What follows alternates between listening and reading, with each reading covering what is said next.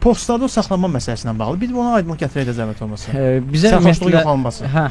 Ümumiyyətlə bizə özümüzə də, yəni səhifəyə də bununla bağlı müraciətlər gəlir ki, posta getdiyin yerdə bir də saxlayır, deyir ki, bəs nə bilim içkiliyin yoxlamaq istəyirəm, narkotik təsir altındasan yoxsa yox və s.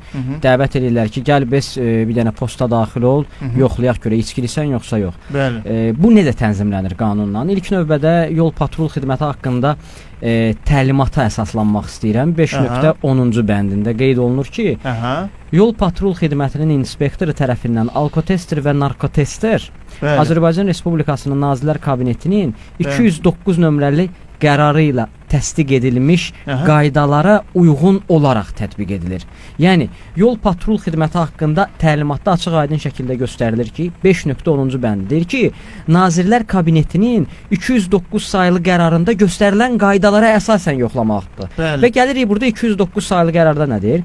Deyir, nəqliyyat vasitəsini idarə edən şəxsin sərxoşluq vəziyyətinin müəyyən edilməsi, yəni müəyyən edilir ki, sən sərxoşsan, aşağıdakı əlamətlərdən biri müşahidə olunduqda həyata keçirilir. 3 dənə hal var, 3 hal var. Birinci hal deyir ki, nəfəsindən alkoqollu içki qoxusu gəldikdə, yəni fakt pəncərəni açır, sənədləri yoxlaya bilər də posta. Yəni posta biz bilirik ki, heç bir qayda pozuntusu olmasa belə, sənədləri yoxlaya bilər yol patrul xidmətinin əməkdaşı. Qoxunu hiss elədirsə? Qoxunu hiss edirsə artıq şübhə yaranır, deyir ki, bəli, yoxlaya bilərəm.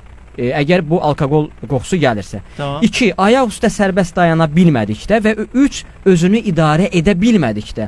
Bunun üçün də maksimum yol patrul xidmət əməkdaşı üçün 2-3 dəqiqə vaxt lazımdır ki, sürücü özünü biruzə versin bu əlamətləri. Bəli. Yəni özü, misal üçün, içkili adam və yaxud narkotik təsiri altında olan adam danışığına fikir verə bilməyəcək. Lap yol polisi onu dəvət etsə ki, bir dənə tutam, çıx maşına, o ayaq üstündə dayana bilməsə, fikrini ifadə edə bilməsə, bu artıq nə deməkdir? Demək ki, bunun yoxlanılması üçün zərurət yaranır ki, yoxlayaq, sən həqiqətən içki içmirsən, yoxsa yox. Faktiki olaraq görür ha yol polisi ki, sən içkilisən. Amma sübut məsələn. Sübut üçün deyir ki, gəl yoxlayaq. Alkotesterdən, narkotesterdən və qanunda da deyilir ki, həmin təlimatda da əgər vətəndaş, yəni sürücü həmin alkotesterin nəticəsindən narazıdırsa, tibbi müayinəyə gedilməlidir və bununla bağlı protokol tərtib olunmalıdır. Nəqliyyat vasitəsinin hərəkətdən kənarlaşdırılması və tibbi müayinə aparılması barədə protokol.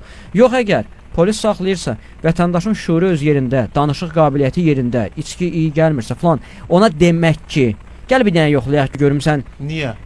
İçkilisən yoxsa yox, bu qadağandır.